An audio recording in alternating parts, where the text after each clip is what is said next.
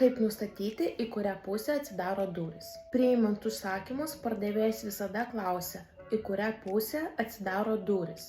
Užsakovas visąlaik turi atsakyti, ar jam reikia kairinių ar dešininių durų.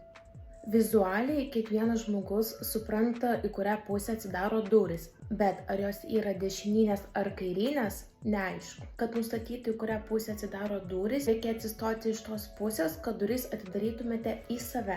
Jeigu durys atsidaro į kambario vidų, tai reikia stovėti kambaryje.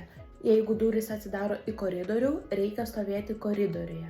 Kai jūs atsistojate iš reikiamos pusės veidų į duris, dešininių durų vyrai bus iš dešinės, o rankena iš kairės. O jeigu jūsų vyrai bus durų iš kairės, vadinasi rankena bus iš dešinės pusės. Rašykite savo naujus klausimus komentaruose. Straipsnius apie duris galite perskaityti mūsų tinklaraštyje svetainėje www.lozabaltija.lt.